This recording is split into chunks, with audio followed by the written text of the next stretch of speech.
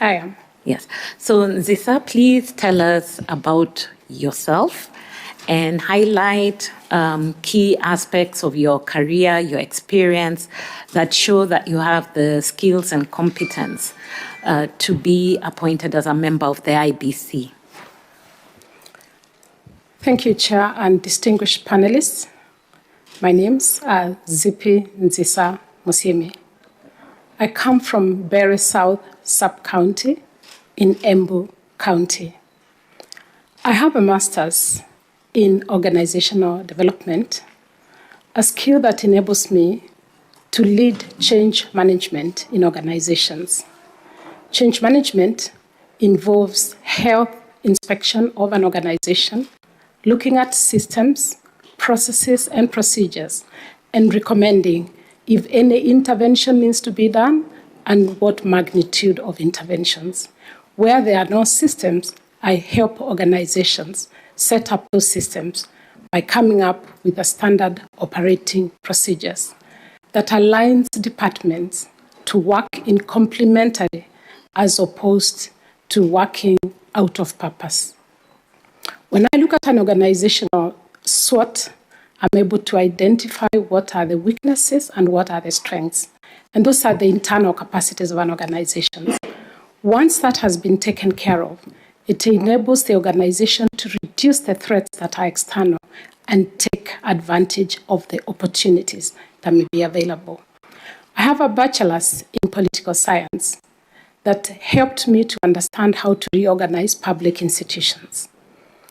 I am a certified and a chartered mediator, and I give both the service as a mediator, and I am a trainer of trainers for mediators. So looking at IEBC, if I come on board, I would be able to help train for internal capacity and institutional strengthening. So that because one of the core mandates of IEBC is to handle disputes that may arise out of nominations, then the institution has a capacity to handle that. But in addition to that, an institution also has staff like IEBC has. If heads of department, if county managers responsible for IEBC have that particular training, then internal matters will be handled with no member of the public knowing the nature of disputes. That therefore enables the parties to have a continued good working relationship. I am a certified coach. I do leadership and transformational coaching. I'm able to help people or institutions vertically or horizontally. The work I do as a coach is to be able to hold your hand and identify where you're stuck, help you go over the crossroad, and therefore you are able to find your purpose. I'm also a certified corporate governance, a course that I did because I served in boards. And it was important for me to get well aligned to know how to operate as a board member, and when I'm an executive, how to work with the executive and the board. It is a course that enables one, when you sit in the board, to know how to manage boardrooms and how to well manage the executives. Subsequently, I also did audit as an ISO. I was working with an institution where they needed to go through ISO certifications. So I worked with the institution for standardization training, and at the end of the process, I got certified as an ISO auditor implementer. It comes back to the standard operating procedures. Once a department has standard operating procedures, it is important for the people to have a knowledge. How do we inspect each other? How do we know we are going by the standards that we have set out? I am a member of the International Institute of Chartered Mediators and Conciliators, both at the international level and the East African chapter. I'm also a member of a number of boards. I sit in the ICMC board, just inaugurated last week. I sit in the board as an advisor for Antara Health, where I do strategic advice, an institution that is giving better outcomes in healthcare. I sit in the board of Seasoned Woman, an institution that is committed to empowering women to be what they were fashioned to be. It's a very deliberate board. Additionally, I've sat in previous boards. I have been a member of the National Committee of Citizen Participation, what we call the Nyumba Kumi, a board where I was responsible for rallying call on patriotism in this country. Particularly, I was charged to speak to students or pupils who are below 6 years old, to be able to shape them, to be able to talk to them, to be able to ask them to consider that the one thing they have greatest is a nation, and the only one thing they can do is to give it their patriotism. Now, I also sat in the board of the Association of Insurance Brokers, where I helped with the rest of the members to be able to go through strategy. I have sat in the board of a school where I chaired for 10 years. Again, the school was a community school, and we were able by the end of the term to get infrastructural development. And the school has moved from a community school to a Ministry of Education fully fledged school, earmarked as a center of excellence. The skill sets that I have transferable skill sets. I have the capacity to mobilize. We did that in Nyumba Kumi. We created partnerships. We created collaborations. We went to our client, the Mwananchi, at a very cost-effective way. I also have negotiation skills. It's a key skill in mediation. That's all you do is to negotiate with parties. And because the work of IEBC has so many stakeholders, negotiation is a skill that will be important. I have communication skills. I have interpersonal skills. I have the patience and the endurance that goes with the job. That has come specifically after working in the insurance industry for over 2 decades. It's an industry that requires endurance. I will quickly go through the experiences that I have had, the places I've worked. I initially started my career in the public service, where I worked as an executive officer, responsible for coordinating internal affairs of the various offices, the minister, the assistant ministers, and the permanent secretary. After working in that department for some time, we had a department in the same Ministry of Supplies and Marketing that was not very ably staffed. And so I was called upon to be seconded to assist in the establishment and in coordination, a job I did for 3 years.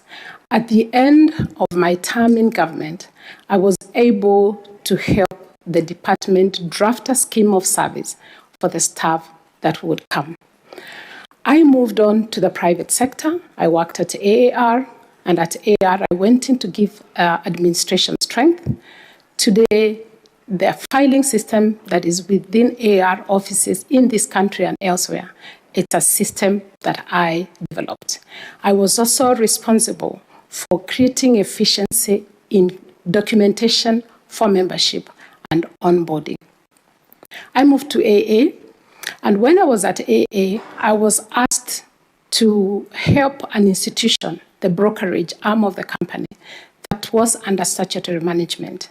I was headhunted, and I left a business that I had established earlier on and moved on to AA.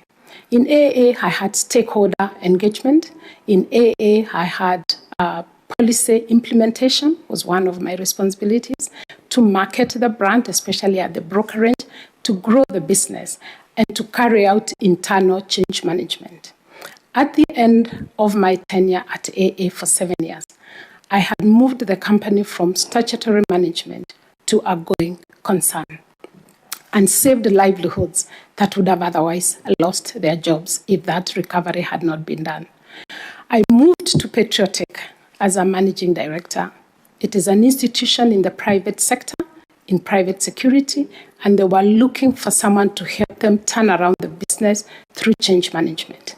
Again, just as much as I had done at AA, I was required to do stakeholder engagement.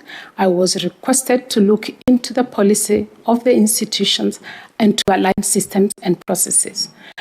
My tenure at Patriotic, I had a complement staff in excess of 1,200 distributed countrywide. At the end of my tenure at Patriotic, I was able to prepare the institution for ISO certification 9001-2015. Madam Chair, with your permission, I have been able to contribute to the community. I'm a mentor with the Presidential Digital Talent. We look at students who have left the university, they have graduated. They are looking to go into the workplace, and sometimes people don't know where to start. It is my duty with other Kenyans who are in that pool that we work for about a year with students who are interning in the public service and help them discover themselves, find their purpose, and get prepared for working. I also mentor with ELF, Emerging Leaders Foundation. It is an institution that is committed to the youth of this country, to the youth of this continent, to be proud Pan-African people, to own their nation. And the only thing they can do, we tell them you must govern with value-based and not be ashamed of who you are. The black is beautiful, and you are lucky to be one of them. I mentor women in Invest to Impact, a DFID project. And what we are doing is to look at the women and say, how can you contribute and impact your communities and beyond? Because the world has become a global village. Madam Chair, I mentor 40 girls in Korogosho. Under the Seasoned Woman, we have adolescent girls, very disadvantaged, and it is our duty to give back to those girls, to tell them there is a future and there is a hope. I am a mentor with Girl for Girl, which is a global movement where we are now looking at the world, not just in Kenya, not just in the country. We say, try and establish a mentorship even at your workplace. Establish a mentorship even at your communities. What are we trying to do? We are teaching these young girls to uptake leadership with courage. We inspire them, and we tell them they too are able, so that as they leave their institutions, they feel that they have been held their hand well. Thank you, Madam Chair. Thank you so much, Nzitha. Allow me to ask you, are you a registered voter? Yes, Madam Chair. I am a registered voter at DEB Washoro in Makutano in Bere South Sub-County. Thank you so much. Okay. I'll now invite Mr. Morris Kimuli to ask you a few questions. Zisa? Yes. Do you read books? Do you read fiction? Yes, I do. Apart from Margaret Ogola, do you know any other fiction writer in Kenya who is female?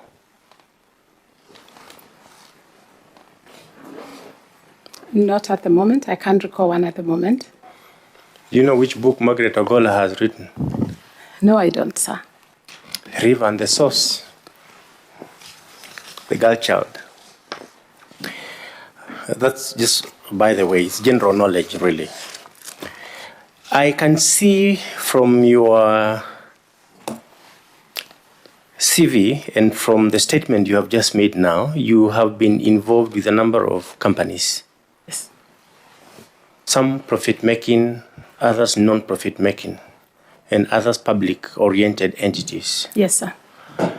Now, let us take the Independent Electoral and Boundaries Commission as a profit-making company, publicly listed at the Stock Exchange, regulated by the Capital Markets Authority. If you look at it as a profit-making entity, as a company, whom would the commissioners represent? Who would the commissioners represent? Assume it's a company. The commissioners would represent the stakeholder. In this case, if it's a company, the commissioners would be the board members. Commissioners would be the board members. And they'll be representing the interests of the various stakeholders. And the secretariat would fall where? The secretariat would be the management. The secretariat would be the management. The executive of the institution. The executive. Yes. And where would the people of Kenya lie? The people of Kenya would lie because every institution is anchored in an environment. Who would they be if it was a company? If IEBC was a company, the people of Kenya would be the voters. They would be the voters. There are others who would be there. The people of Kenya would be the political parties. No, I'm just asking. We are taking now IEBC as a profit-making company. Yes. You say the commissioners are the board members. Yes. The secretariat is the management. Yes. Do the people of Kenya have a place in that company? The people of Kenya have a place in that company because they are a community of people. So who would they be in that company? There would be stakeholders. There would be stakeholders. Yes. Who would be the shareholders? The shareholders would be, if in a board you don't have to be a shareholder, you can be an executive. The shareholder would be, government would be partly a shareholder because of NSE, and the investors in that institution will be the shareholders. Okay. Okay, under if it's a public company, if it's a public, it's a profit-making entity, there is an obligation to report, to hold an AGM and to report to the members. Yes. On an annual basis. Yes. Does the Electoral Commission have a duty in law to report? The Electoral Commission will have to have an AGM where they notify the stakeholders and anybody who has invested in that company, and that is the person or the people that they are responsible for. That is where they'll make their reports to on an annual basis. What kind of reports does the Commission prepare? The reports Commission prepares is activities that they have undertaken in the last 1 year. They can give reports in terms of the election as a whole in summary. They can give a report on the voter turnout. They can give a report on any challenges they've encountered when they were doing that particular election. They can give a financial report. Are they able to meet their obligation because they are financially, what is the impact of finance on meeting the obligations that have been set out to do? They'll give a report on the staffing because human resource is a key component to drive the business of that institution. So to whom, you see that report is given to stakeholders? Yes. Now, if it was a public company, yes, listed, yes, it will be regulated by the Capital Markets Authority. Yes, sir. The commission is an independent commission. Yes. It's a Chapter 15 commission. Yes. It's independent. Yes. How are its activities oversighted? First of all, the report would be made and presented to the President, the head of state, who must get the report, and Parliament must be aware of the going on of that report. They must have a copy. They must be in the know of what the Commission has been doing. And then how do the people of Kenya know? The people of Kenya know because it is required that it is publicized and published. It is available for public view. It can be in the website. It can be in hard paper. It can be circulated. Yes. Yeah, the law says that it must be published and publicized. Yes.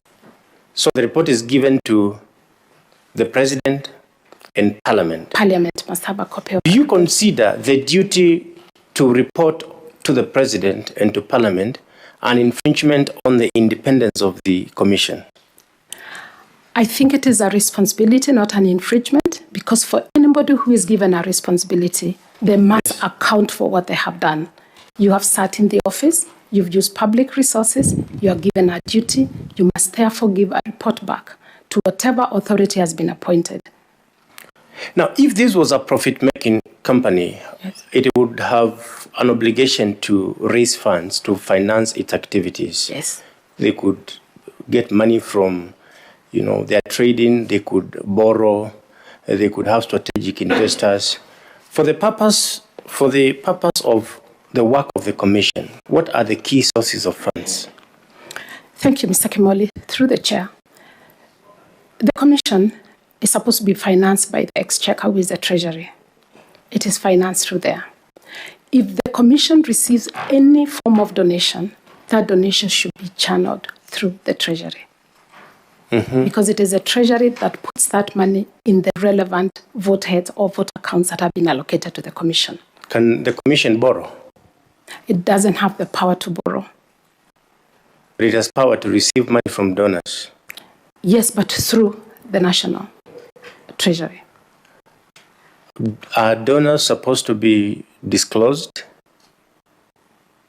It is important for accountability to disclose the source of funds, because when you come to audit those funds, it's material disclosure. It's important for accounting. It's a transparent issue. Otherwise, how do we want to have transparency and we are not practicing it? Now that you talk about material disclosure, Yes. if IEBC was a publicly listed company, Yes. under the disclosures regulations Yes. of the Capital Markets Authority, Yes. you would be required, if you think you're not going to make a profit, Yes. if you think there's a challenge, you'll be required to make a public disclosure, what they call, you issue a profit warning.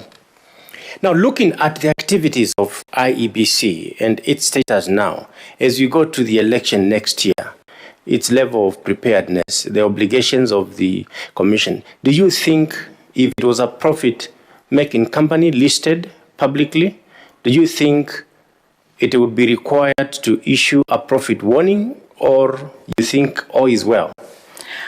I think you can give a precaution of what you can do, but it doesn't mean that you cannot achieve, because you must prioritize what must be done.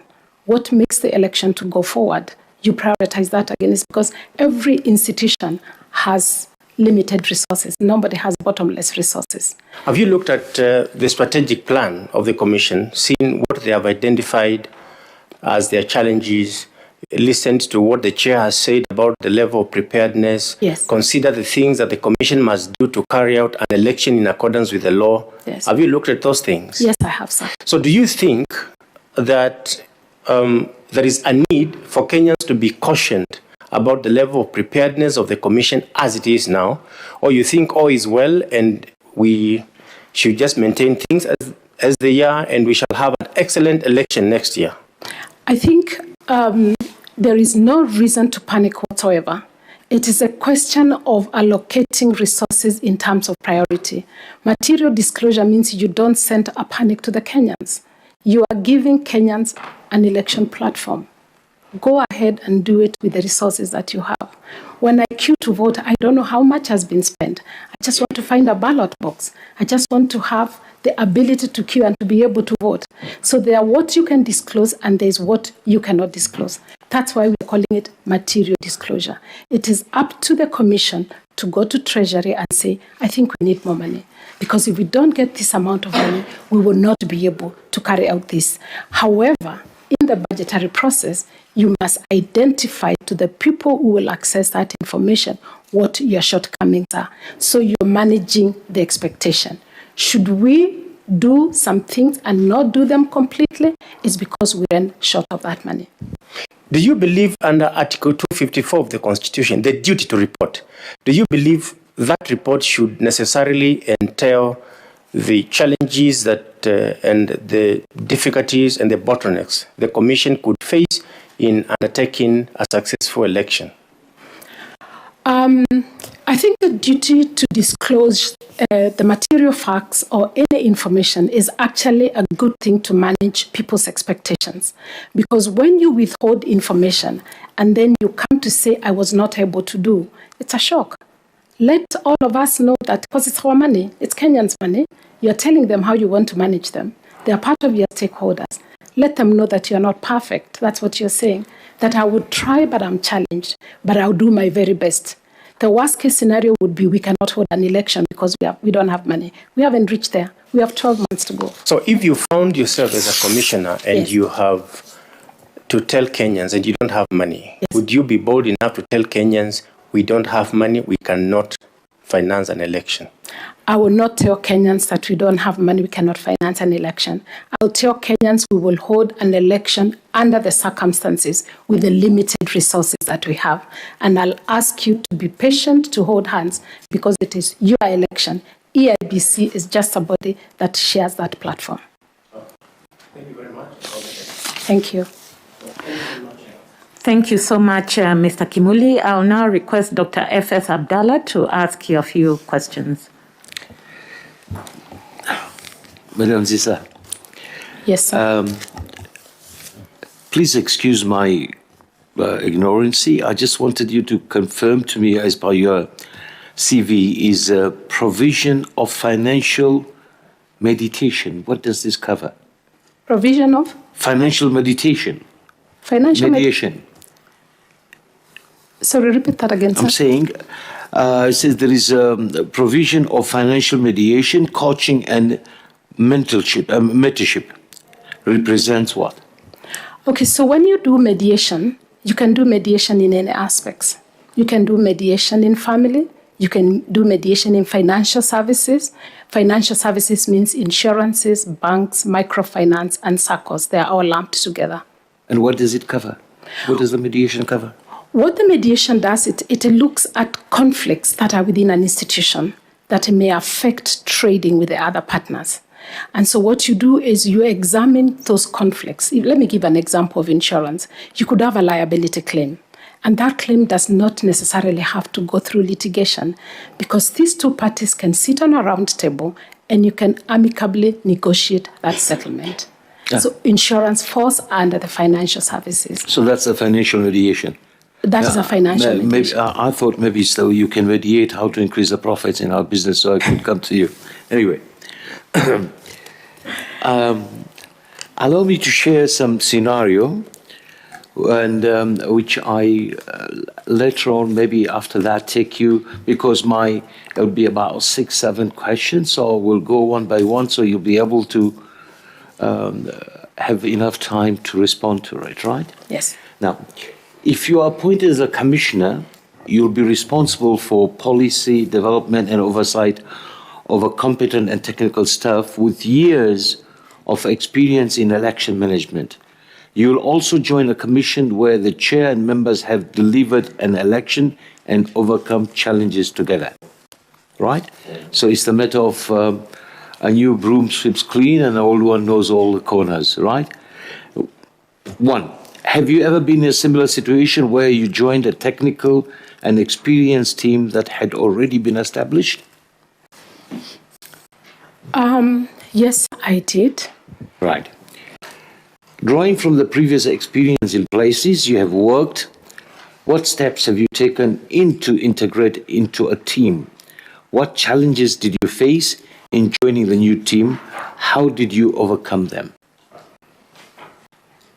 Got them, or do you wish I want me to repeat? the steps again, sir. Right. Drawing from the previous experiences in places you have worked, what steps have you taken to integrate into a team? What challenges did you face in joining the new team, and how did you overcome them? Thank you, Dr. Abdallah. I joined a board of a school, and within a very short time of our onboarding, the school went ablaze. The children went on strike and banned the school. It was immediate, very difficult to establish what the cause may have been. And so what we did is I led the team as a chair, and we went on the ground and called all the stakeholders, the community members, the students, the teachers, the non-teaching staff, and the neighbors. And we reorganized ourselves in teams. We took a team for discipline, we took a team for boarding, we took a team for performance, and I decided to do an oversight. I allowed those teams to be able to get to the root cause to establish fire is the final thing that we see. But what is the root cause of the problem? And so we left no one behind. And the teams were able to sit, and we agreed, let's allow the children to go home with their parents as we come back to plan forward. Dr. Abdallah, through the chair, the end of it, we ran, during my tenure, the board with self-managed teams. The teams came together, we found solutions together. We were able to identify and know what areas to mitigate, what we should not allow in school, especially things like telephone, what is the mode of visitations, where do visitors sit, and what were the strategic challenges the institution was facing. Good. What innovative new policies would you propose to enhance the operations of IEBC, in your opinion? I do understand you don't work there, yeah. but I'm sure it's in the grapevine here. Thank you, Dr. Blada. Through the chair, I have worked with youth through the mentorship programs that I do, and have come to realize that youth have a specific way of engaging and communicating. This is the innovation I would suggest. I tried to confirm my registration in the last place I voted. I'm still waiting to get an SMS. It led me to a website. And I said, if a youth was waiting to check their real time, I would ask that we have a robust enterprise in social media that is real time. That's an SMS. How do we get to the youth? They're in social media. They are in Instagram. There are people who influence their thinking, who are in TED Talks. You go to the youth, they don't come to us. I would request that we prepare material. We find social media influencers. We have enough artists in this country. We have radio stations like the NRG. We have radio stations that people listen to. We need to find, we do our gaps and a needs analysis. And we get one of them to come on board to help us think, because then we don't know all. We also go ahead and say, who are the people who are, physically and visually impaired? Prepare for the people who don't even read. Just have a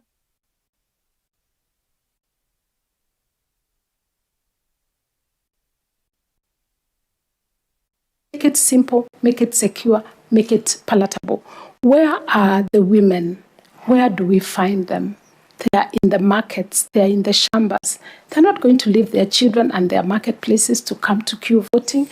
So there are innovative ways to find them. We can partner. The provincial administration has a very robust system. The chiefs are always holding barazas. How can we partner with them? The county governments have a lot of activities that go. So we are not operating in a silo. We are looking for other like-minded people who have done like what the e-citizen has done, and bring the dashboard both physically and bring it online. Get voting to be an e-voting, so that at the comfort, somebody who is unwell can still vote from the comfort of where they are. That's how we have been working COVID times. Good. We have worked from home. We've been innovative. That's very good. But I hear you saying that you need to get the youth to motivate the youth. Yes. But are you not a believer of winning horse racing? You normally have to have an old jockey and a young horse. Because if they are both young, the horse will break their legs. Anyway, that's the myth, maybe nowadays, yeah? But that's the belief. If you have them on the own, we need to have also the guidance. With your permission, please. I'm already imagining that the older people are not struggling. They have voters' ID. They have voters' cards. We are looking to every year about 1 million 18-year-olds are churned into the space. Where are they? They go for the ID. Supposing we make an ID issuance next to the voter. Supposing that system is complemented. Supposing they are told it's great to finish Form 4, it's great to turn 18, it's great to have an ID, but it's even more important to participate in the democracy of your country. Make it available at their space. They'll uptake it. Yes, of course. I appreciate that. But I think from what has been transpiring, maybe many of the youth have lost confidence in the election system as a whole, or maybe the credibility of past performances have not been there, which should be brought back. And understand that, right? Now, how would you persuade the Commission and Secretariat to take on your ideas, especially if you feel that you may not have the same technical knowledge in elections management? Thank you, Dr. Abdallah, through the chair. When you get to an institution, you must first understand how that institution operates. You need to be able to do a needs analysis so that you identify the gaps that are there. And in change management, one of the things that I have learned is you cannot do change from outside. You just come and say we change. You must have a buy-in of the existing people. They matter, they value, they have institutional knowledge. So what you do is I would come and request to have a conversation. It's a conversation where we are together. There is no you and I relationship. We are one commission, one face for the Kenya. We just represent the Kenyans. So why don't we have a common feeling? I'll persuade them. I'll negotiate them to come to the table. Let us listen. Let us reason. This is our commission. It is not you and my. And then from there, why don't we go ahead and find solutions? You often find the people who have the problem actually do have a solution. You give them time and you let them sit on the table, they'll be able to tell you how to overcome it. Thank you. And you can create champions at the same place. Thank you. Last one. Thank you. You could be having all these ideas, the determination and willingness to put these things. How would you monitor the policies, implementations of IEBC? Thank you, Dr. Abdallah. Through the chair, I think one of the most important things is to have the end game in mind. What do you want to have? Again, as a change manager, I find what future do you want to see? Once you say what the future is, we walk back, identify the programs we need to do, align activities to those programs, allocate the resources that we may need, and then agree what are the deliverables. Who is going to be responsible for what activity? Because an activity without a result, it can be a bit of a busybody and a waste of a resource. So you only take those activities that are going to take you to your desired future. Thank you, Zisa. Thank you. Thank you so much, Dr. Abdallah. I'll now request Mr. Gideon Solonka to ask you a few questions, sir. Thank you, Madam Musimi. Perhaps I would like you to elaborate a little bit on your issue where you said that we need to do e-voting and all that, engage the youth through Instagram, WhatsApp, and this social media.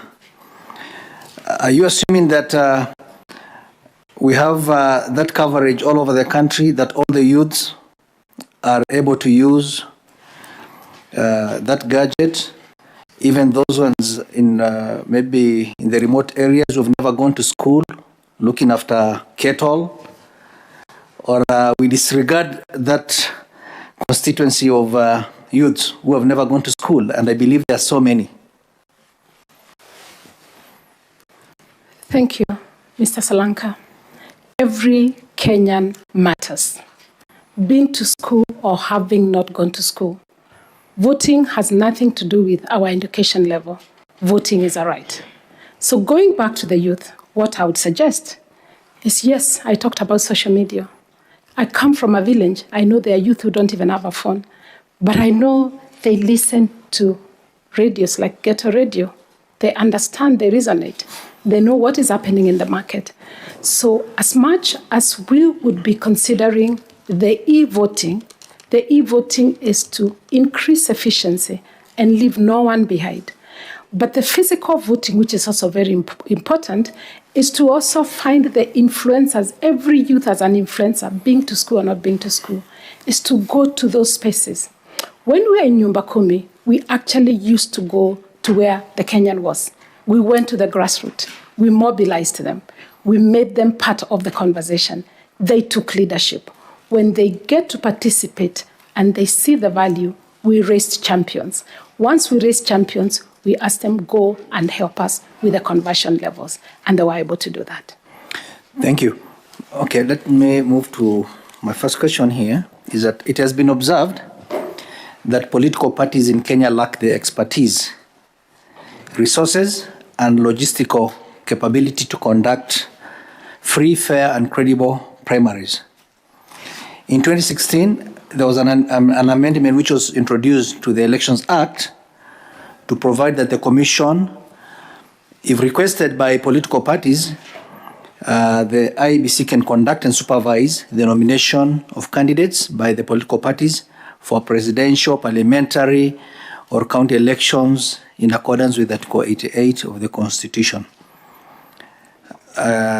Supposing, as we near the next election during the nomination period, five political parties request IEBC to conduct its primaries. How will IEBC conduct such primaries efficiently, and what are some of the challenges that IEBC will face in that regard? Thank you, Mr. Salonka. The first thing that IEBC will do is to look at schedule of events that needs to be done. And the schedule must not be at cross purpose with their own schedule of work that they need to deliver. And therefore, they would be able to engage parties and be able to come back to them and tell them what is possible and what is not possible, because they cannot forego their main work to be able to do the election as much as they would like to. Secondly, we have just discussed about possibility of limited resource. Resource is not just money, resource is also time. IEBC will have to do a priority matrix and decide which space do they want to be engaged with, because not all things that come on the table that must be picked. Not all opportunities that come that must be taken. But they would use the situation in the event they are not able to meet all the requests from the political parties, because elections will be there in the future and they always have nominations, to help them to understand the importance of scheduling, the importance of budgeting, and the importance of engaging in good time. So, Madam Musiemi, are you aware of the law as it is now, what IEBC is supposed to do in the event that they are requested by many political parties to conduct the primaries? I know that IEBC can conduct elections for a body like the political parties. My response was based on the time frame or the time constraint. IEBC has not said no. It's just checking in terms of priorities, in terms of time and investment, the possibility of that. They could still do it, but again, they are managing that particular expectation. Maybe I can guide you. The law requires them to conduct and supervise the nomination of candidates for presidential, parliamentary, etc. If the parties are many on the same day, in the same polling centers, in different polling streams for each participating political party. What will be the challenge that IEBC will face in the event they go that direction?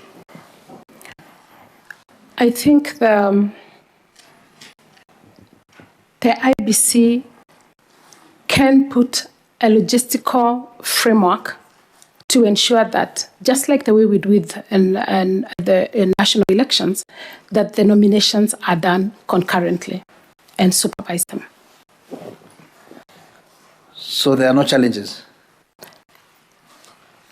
There would be challenges, but they can still be managed. They can still be managed? Yes. Okay. Now, how will you advise a group of employees who are registered voters, but who have received notification from the employer that on the election date they will not be allowed to go and vote? And if they did so, they'll have their remuneration deducted or even face the risk of being fired. You are an IEBC commissioner. What will you advise this group of people?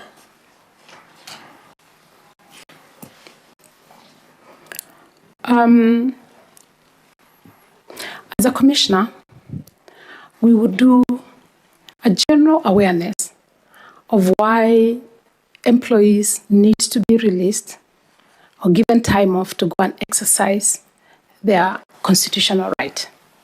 That would be a general to soften the ground. Secondly, I would ask the employees, as much as it is possible, to negotiate with their employers and agree how to vote, even if they have to move their polling stations as close as possible to their places of work. Thirdly, I would not ask anyone to lose their job because of going to vote, but it will be important for the continuous awareness for where the employer is a Kenyan and hears it, to know they are actually contravening the law. And because employees are allowed to associate, they are allowed to join unions, it will be up to them to decide whether this is a matter that they need to present forward. And I can give an example. Mr. Solonka, when the referendum was being done, I had a very tight working schedule, and I knew it was not possible for me to participate as much as I wanted. And that is the time I moved my polling station to very close to where it is, on a highway, and I took an extended lunch break and drove straight to the venue, and I was back in the office. But I made myself the manager on duty and allowed my employees to go and vote. And those who were able to come back, they were able to come back. But I did not go to contravene. I did not close the office. I did not have to be told anything. I allowed, but I made that decision. So moving to a closer polling station was helpful. So it can be doable. Okay.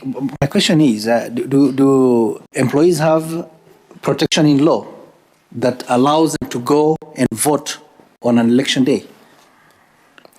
I believe they do. It's a freedom to participate in election. I may not be able to cite the law right away, but it is one of their freedoms to go and vote. And is there any sanction that the employers will face if they refuse? Are you aware? No, I'm not aware, sir. You're not aware? Yes. Okay, Section 13(1) of the Elections Offences Act commands every employer to allow the employees to go and vote on a polling day, and they are not supposed to reduce or to deduct their pay. And if they do that, the law is that they will be liable to a fine of not exceeding 50,000 shillings or imprisonment. So it is a right. Okay? Thank you for that clarification. Yes. Otherwise, thank you so much. Thank you. I wish you all the best. Thank you. Yep. Thank you so much, Mr. Solonka. I'll now request Madam Elizabeth Mayo to ask a few questions. Okay, thank you, Chair. Zippy, I'd like to refer to your case study. You were here on 30th June. Yes, And I believe you can still remember what you gave us as responses. I'm sure I would. Yeah, so your response on how to deal with the challenges facing the youth, especially the 2 million youth who are unable to register as voters because they didn't have IDs. Your response was that, one, you will conduct a research on getting the youth to register as voters and use social media, influencers, and podcasts to address the youth on the importance of registration as voters. If you are appointed as a commissioner, what challenges do you think you will face trying to convince the users, the youth to vote? Thank you, Madam Mayor. If I was a commissioner and I was to address the youth in those situations, the first thing the youth are likely to do is say, but if I vote, there is no difference in the outcome of the election. I would engage the youth, because when you speak to somebody's mind, you influence their perspective and their perception. And I would let the youth know that the only available means to get justice, to get fairness, is to continue to vote. When I remember when multi-party was happening, it didn't happen overnight. But there are people who are on it day in, day out, and we are here enjoying a different democratic space. I'll be telling the youth that nothing comes without a sacrifice. You have to sow that seed, and you have to be patient for that seed. Sometimes you sow and drought comes. You don't sell your shamba. You don't throw away. You don't eat your seed.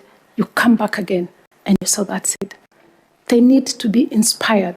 They need to be encouraged. They need to know that the people who are doing it just didn't wake up to be where they are. They also did their time. And if that is the generation that is going to lead this nation, they need to have the tough skin. And one of them is to continue to vote. Okay, I would also let them know okay. that IEBC is a platform that makes it possible for Kenyans to vote. We need to engage the political parties. Those are the people who give manifestos. Go to their space. Ask them questions. Don't give away your vote. Don't trade your vote for 5 years for some few shillings. Refuse that immediate gratification. Say, I don't want to give you, I don't want your money, I want your service. They can hold and turn around that ship. Okay, thank you, Zippy. So the main challenge you are supposed to address in that case study was the issue of 2 million youth who are not having IDs. Yes. So how do you do that through conducting a research? Now, it is the first thing to do is to address the institution that deals with issues of IDs. No, I'm saying, how do you do that through conducting a research? The response you gave us is that you'll conduct a research Yes. on getting the youth to register as voters.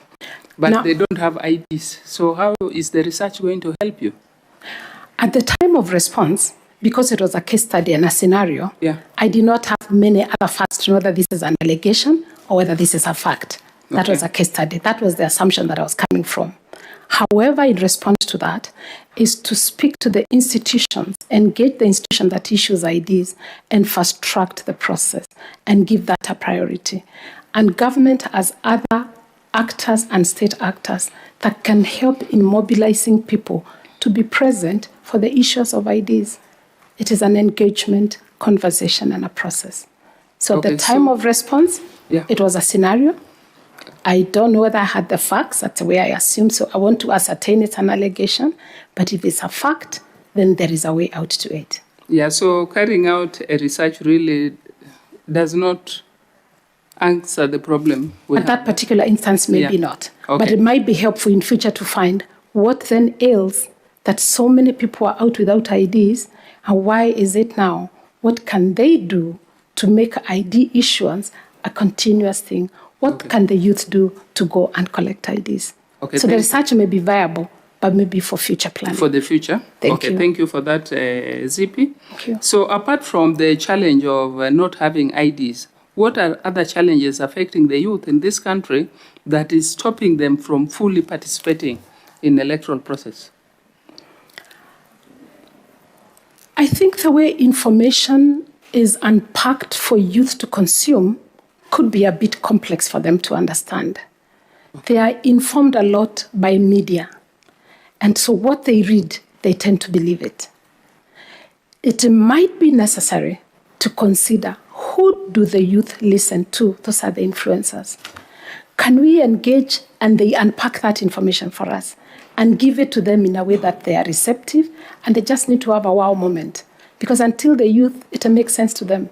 They just leave it, and they have so many other things to deal with. So it is unpacking of that information.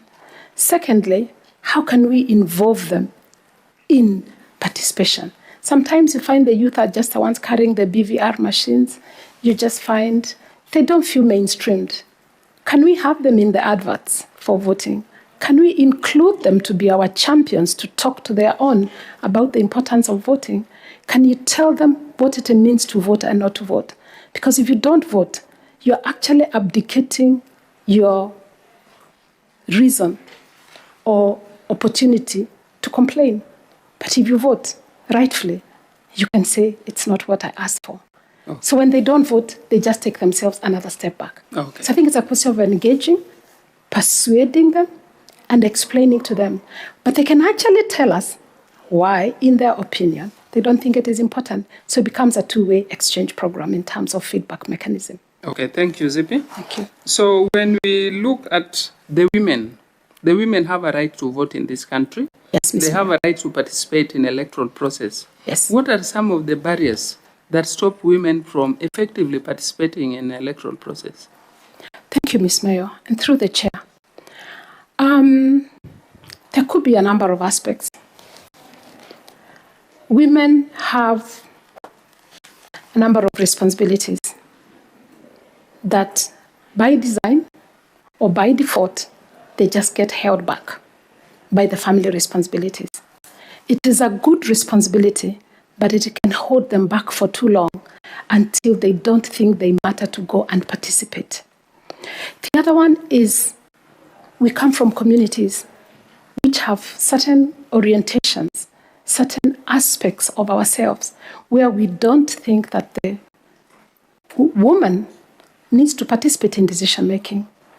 And I think this is a time where we need to involve the men, the opposite gender, to champion for the women. We say that it is difficult to shave yourself from the back. The men can see our back. They can stand up and champion. And if they champion, they will make a difference in that particular space. That's why we are encouraging a lot of women to be able to be aware. Education is a barrier. Some societies, girls just didn't go to school. Today we have free education. If our men championed and said every girl in this Boma is going to go to school, we were not just going to make immediate correction measures, but we are also looking at the generational transformation that we are looking at. So I feel women on their own talking about their pitfalls, while it is good, they need someone else to rally that core and champion. And the men need to be invited into the table to support that process for it to be sustaining. Okay, thank you for that. So the next one, we have a confidential report, not a bad one. Okay. From your referees, yeah? All right. And their recommendation is that they highly recommend you as a transformative leader. Are you a transformative leader? Yes, I am, Ms. Mayor. Okay, thank you. What they have also stated is that you have a strategic mind with ability to analyze and assess situations in a holistic and objective manner in such a way that you offer innovative and practical ideas for transformation. Thank you. Yeah? So, if you are appointed to this commission, Yes. what transformative ideas will you bring so that you transform IEBC? Thank you, Ms. Mayor, through the chair. When I looked at the strategic plan of IEBC... Just give us 5 only. Okay. Yes, because of time. Okay.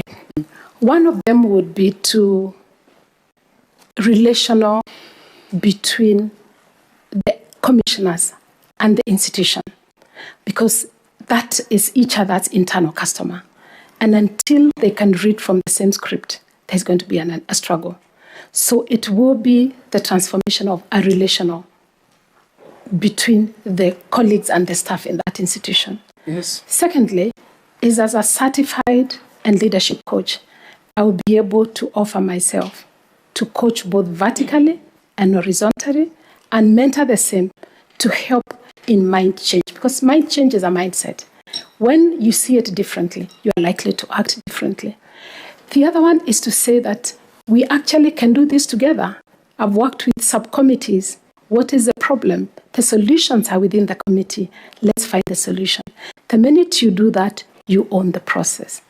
Thirdly, number 4, is to examine what has been done well and make that a best practice. You actually don't have to reinvent the wheel. There's some certain good things that are happening. Fifthly is to inspire them. This commission is only 10 years old or thereabout. Democracy takes time. We are setting up an institution. Let's manage our expectation. Let's give this baby hope. It will live. Okay, you've mostly talked of strategies that will touch on the people. What about systems? Thank you, Ms. Mayor. The people are the ones that deal with the systems. If you start with the people and you align them, they are the ones who would change the system. You will examine the system and see what interventions need to be done. Because I don't believe all systems need complete overhaul. So unless you are able to sit with the system and see where it is not aligning to the people, it might be from where I'm sitting a bit difficult to talk about the system in totality. But once the people are the key capital, human capital of an institution. If they say go, the systems will go. Okay, thank you, Zippy. I always like talking about risks. So for you to achieve these transformative ideas you have, what risk factors do you think might stop you from achieving your goal? Thank you, Ms. Mayor. Through the chair. Financial would be a risk because resources are needed. So how will you mitigate it? You will have to give priorities. Okay. You will have to prioritize with what you have. Good. Sometimes when you don't have more money, you don't necessarily go to borrow, you cut on your expenditure. And as I said in Nyumba Kumi, there are a lot of things we did with very little money. We just looked at the situation from a very pragmatic perspective and said, if it was my money and I had to achieve this aspect, what do I do? So we thought like business people with our little resources. We were able to do that. Okay. Secondly is resistance. People don't like to change. I cannot go there assuming I'm going to change everybody tomorrow, no. But I can plant a seed that starts the wheel of change.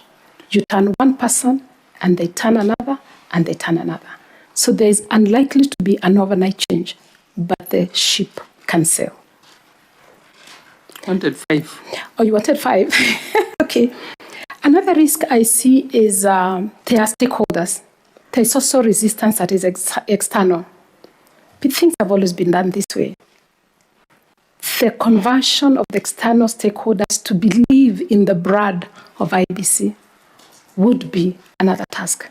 So it is to win the brand so it speaks from oneness. So that conflicts are sometimes sweet, and that's a conflict that needs to be dealt with.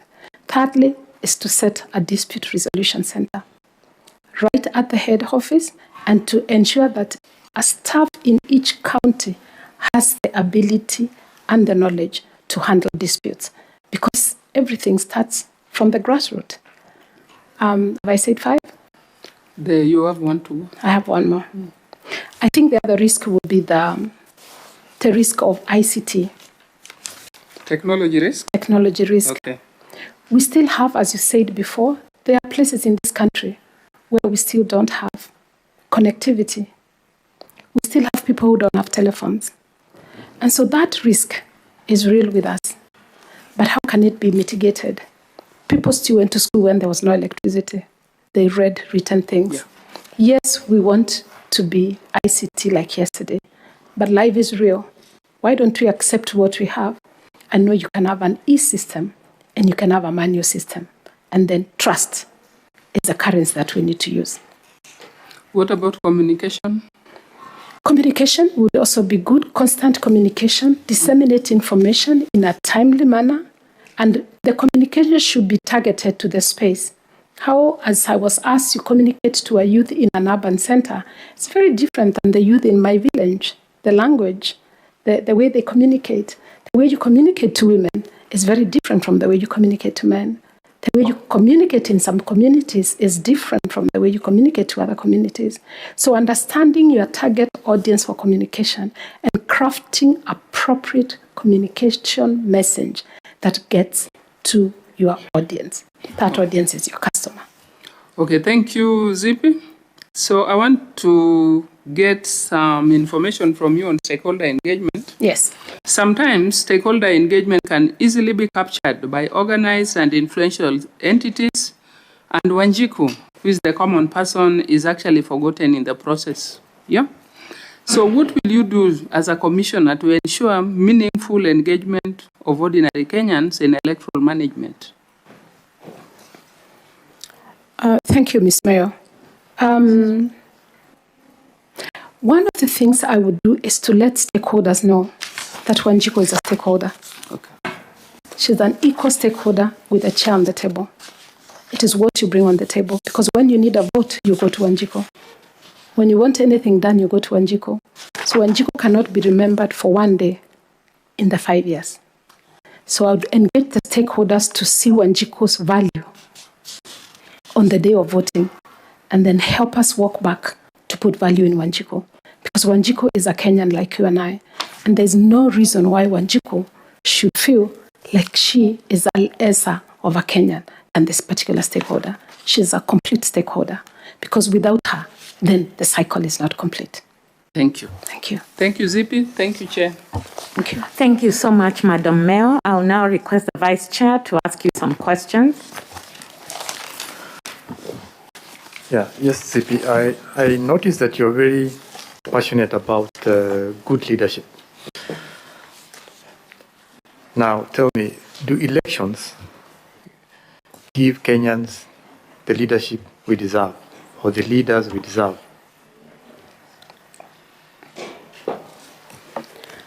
Thank you, Mr. Achoka, Vice Chairman, through the Chair. When I put my card in my ATM, it gives me what I've asked from the ATM. And I think we need to pause and ask ourselves, who are our leaders and why are we different from them? We need to ask ourselves, what could we have done differently if we needed a different outcome? And I think leadership is 4 of us across the board. We are all leading in the spaces that we are at, right from the people who have not started voting to the ones that are currently voting. And I think the unique difference in this scenario would be to engage in awareness creation for what it is you want and how you can get it. If you do anything else different from what you desire, the result is likely to change. It is, of course, important for us to note, Mr. Chair, Vice Chair, that people don't change overnight. It takes time. There's a lot of work that needs to be done for all of us to have a change of mindset. And awareness, which is information that is shared, is one of the ways in which our thinking, our behavior gets to be changed. So we manage... Sorry. Zippy, just to guide you on my question. Do the way we conduct our elections, our electoral process, from the party nominations to the actual elections and so on, does that process, to the way we manage our electoral process, does that process deliver the leaders people deserve? I'm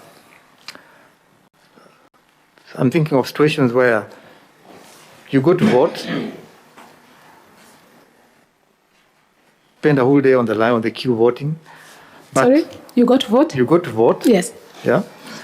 At the end of the day, because of various irregularities in the electoral process, malpractices, the person who actually ends up winning that particular poll is not the one who deserved the seat.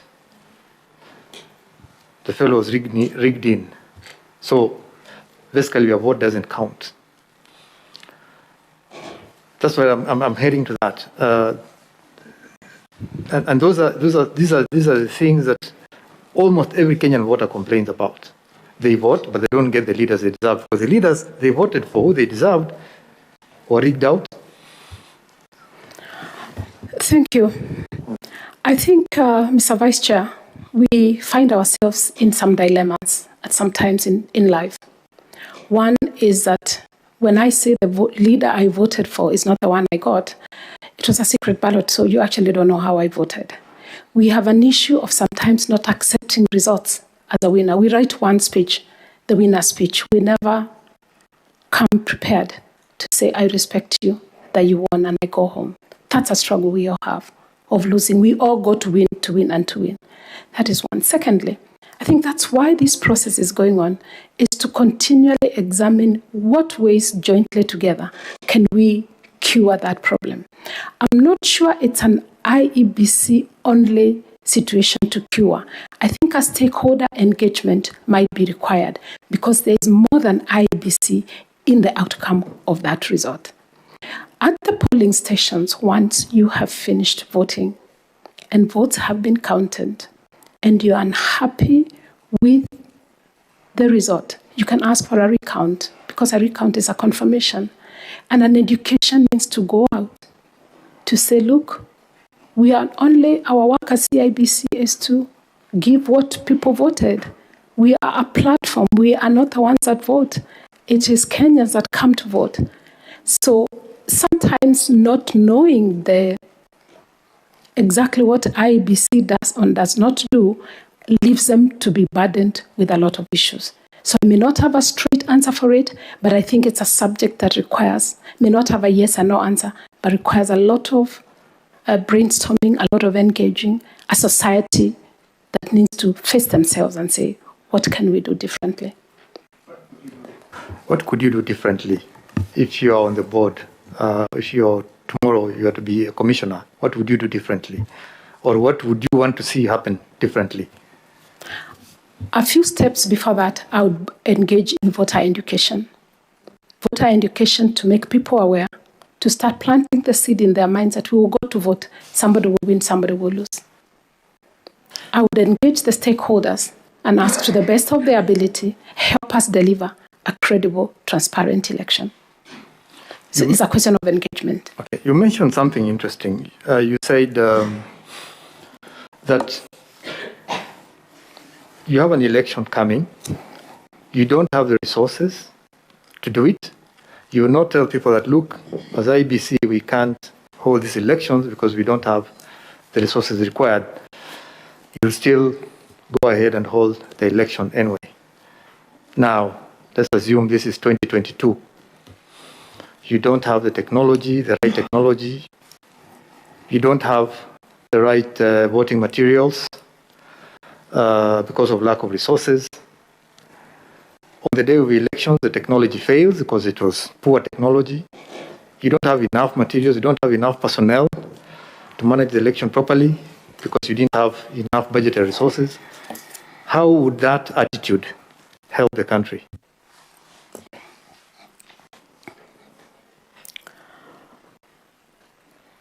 I think that a situation of this magnitude is not an IEBC situation only. We are talking about money. IEBC is a recipient of money. Treasury is the place where money is given. We go to Treasury. Until Treasury, we cannot do an election because we do not have money. That is one. Secondly, is the funds that have been received must be prioritized. Anything that can make an election not continue needs to be dealt with early enough.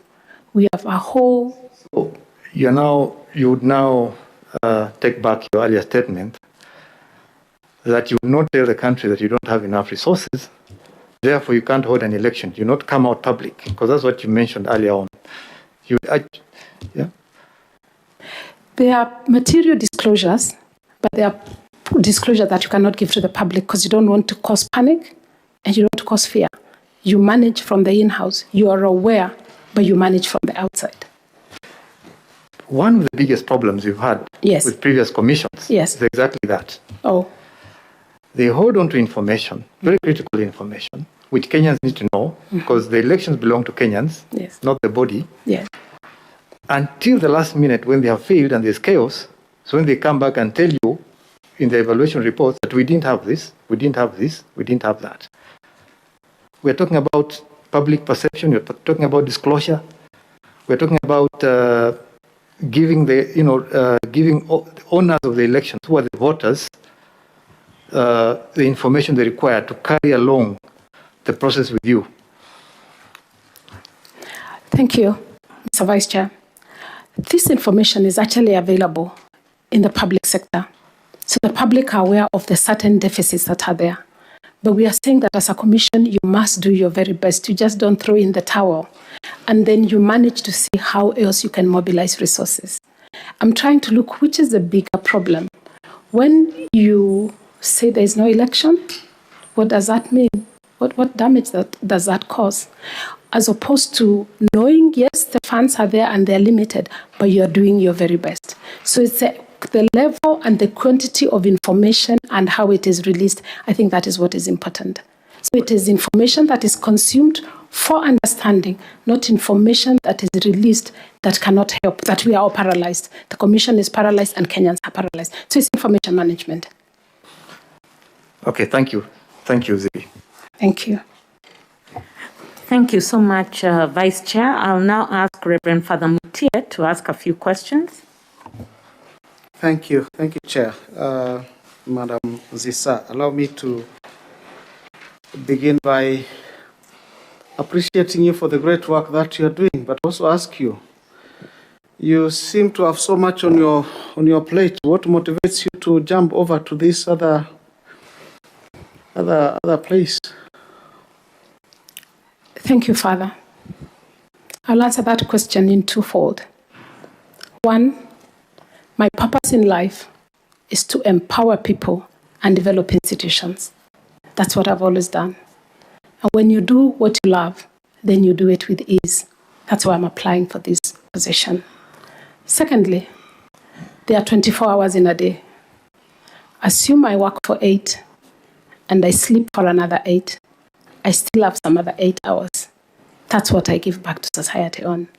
So it is not given to the ones that don't have time. It is the busy people who are always given more because they're able to execute. I'm up to the task. Allow me to ask Madam Mzisa, in your CV, for 23 years, you worked with insurance companies.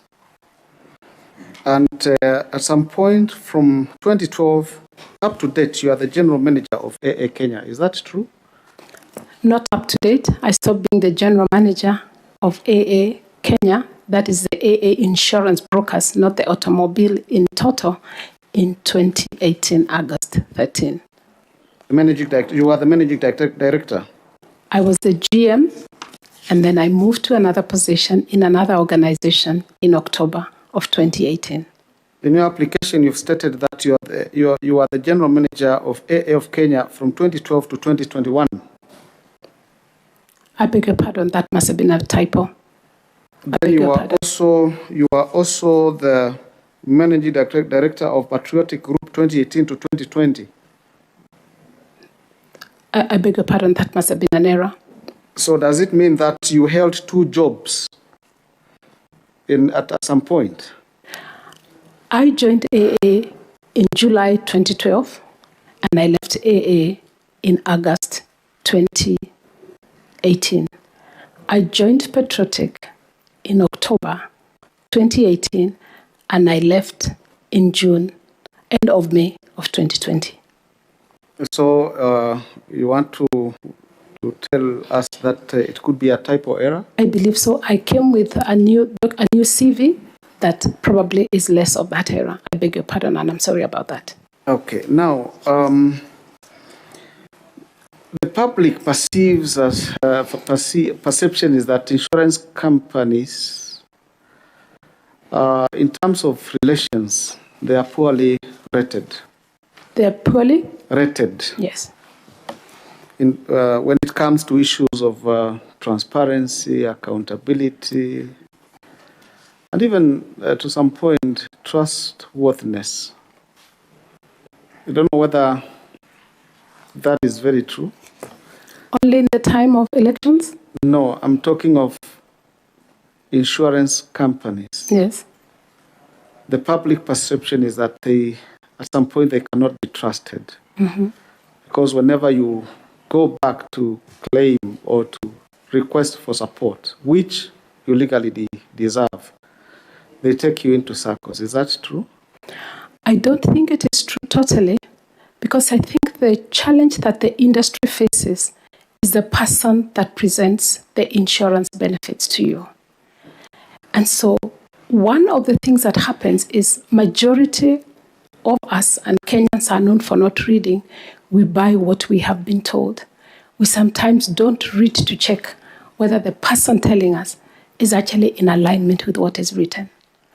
And so far and few in between may not be able to explain everything. But if you are a good intermediary or a good broker or a good agent, and they explain to you what you're buying, then you will enjoy insurance. Insurance is transparent. They disclose all that they will do, and they even put in red what they're unlikely to do, or put in the dotted line or the small line. So I encourage Kenyans that please read before you sign. Don't sign under duress. If you don't understand it, don't sign it. Ask for explanation. Seek for a second opinion before you sign it. However, having said that, not everything is payable in insurance. It takes two to tango for a risk to happen. So you need to know, as an insured, what is my contribution? Am I going to be paid 100%? Do I have a contribution to make? So you are free. It's a free world. Make a free choice. Make a choice that you can live with, because we cannot do without insurance. It is important. I think in a way it should be made easy for people to get to understand. But now you're applying to become a commissioner in an institution that has also the same challenge. The public perception is also, wanting. What is it that you'd want to bring to IEBC in terms of, ensuring that the image is good? Thank you, Father Mutia. Through the chair, I bring to IEBC the ability to reposition a brand. A brand is positioned when it is owned by the internal stakeholders and the external stakeholders. I come to IEBC to use my skills of partnerships to say IEBC is not owned by one person. Let's have other partners look at it from the same side that the new brand would like to look at it, so that you have more than one person rallying about your goodness. The challenge we have is that IEBC is bashed day in, day out, even when they do their very best. The other one I would do is to bring persuasion, to ask Kenyans, let's own our institutions. No one is going to come from out there and own our institutions. We are not perfect. We are a work in progress, but we can do it well. We have institutions that have been done well. We just need to be patient, but continually make our contribution to do what is right. Let's give feedback that is not general, that is specific, but also ask IEBC, can we respond to the feedback that we collect from out there? And that's why monitoring and evaluation is a very good aspect of every exercise, because that is when people speak. You pick and you say, what are these people saying? Who is posting in our website? Do we have a feedback collecting mechanism? After I vote, can I just answer a short 5-10 questions? I liked it, I didn't like it, the queues were long, and you deposit it that you leave. IEBC will pick that and be able to look at it. I bring to IEBC the capacity to do partnerships. We did partnerships and collaborations a lot at Nyumba Kumi. We set systems. We went to the Kenyan. The Kenyan was the customer. They didn't come to us. We were able to engage. And because that knowledge is already existing, the goodwill is already there, I will be going back from a Nyumba Kumi hat, the same Kenyan, wearing another hat of the commission to do the same touch point that I did. Now, as a commissioner of IEBC, if you are appointed, you may encounter situations that will test your integrity. How will you handle those situations? Thank you, Father Mutia. A lot of spaces people work, integrity is tested. And I want to give an example, if you may. In my career in the insurance industry, you go to a client and you present and you do proposals and you walk and you present until somebody says, I think I can buy your product.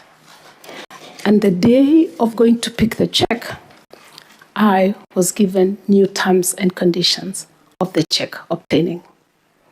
So what I did, I told the client to allow me to go and think and come back. While I had left, I called them.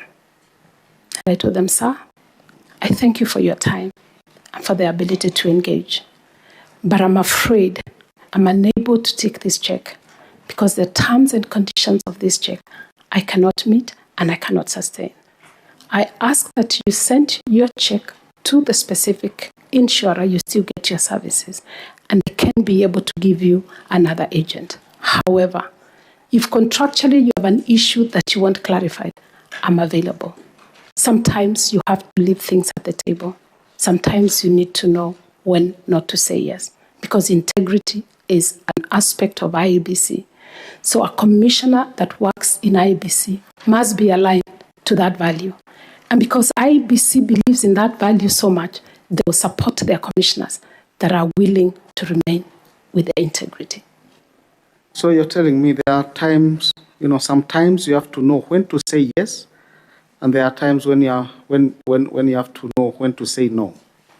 Yes, you must assess the situation and know how to respond to that situation. When it puts your integrity into question. When? When it puts your integrity into question.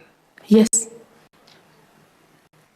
Thank you. Allow me also to ask you, the national values and principles under Article 10 of the Constitution requires state officers to have integrity, be transparent, and accountable.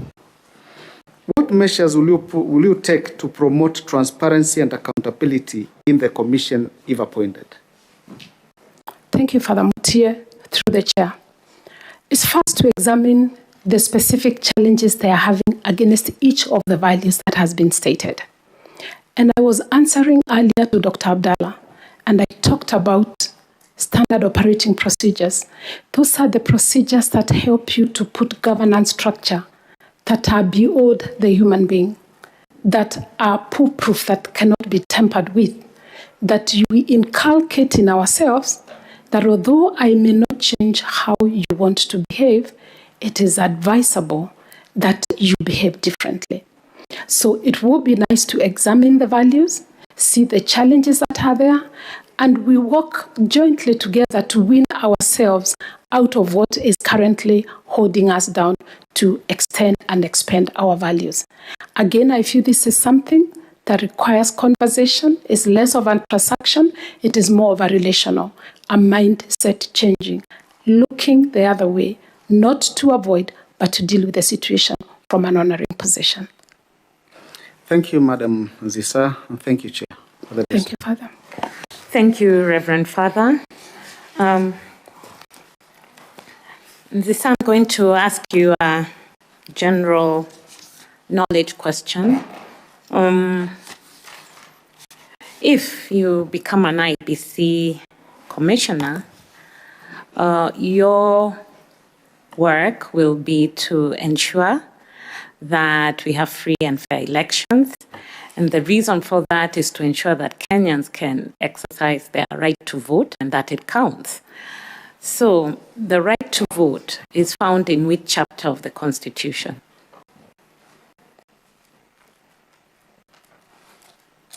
I believe the right to vote is in Article 88. In the Bill of Rights. In the Bill of Rights.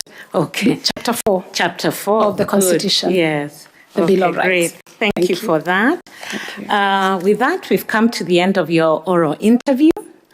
And I'd like to invite you at this point to make any remarks you may have to the panel. Thank you, Madam Chair, distinguished panelists.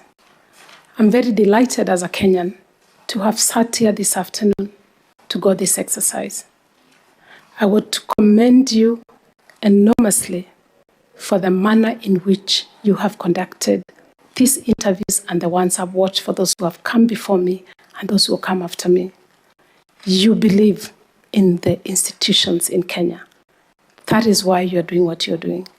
And it is your courage that inspires me to sit before you this afternoon. And I'm sure it has inspired others. Secondly, I want to thank you for your professionalism in the manner in which you have carried yourselves, in the way in which you have standardized. You've raised the bar for what it is. Kenyan watching out there will know that whoever ends up being a commissioner went through the testing and they were tried. And the fact, like, it's integrity, it is transparency, You are asking to be accountable. I honor you for that. I want to say this, Madam Chair.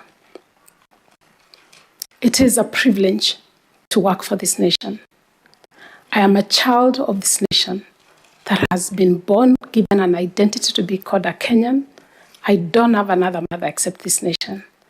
When I worked in Nyumba Kumi and I talked to pupils and let them do drama festival talking about my country, my pride, is because mimi ni Mkenya daima. I want to ask us that we rally to build our institutions, that we don't give up tomorrow because something went wrong. A seed has been planted. Please let someone else come and water it.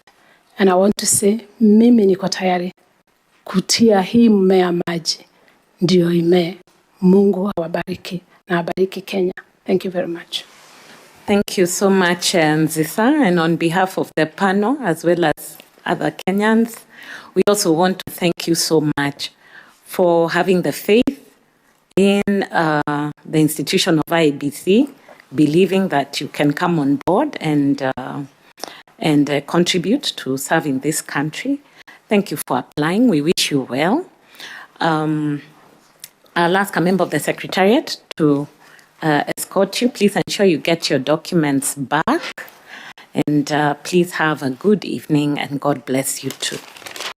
Thank you. Thank you.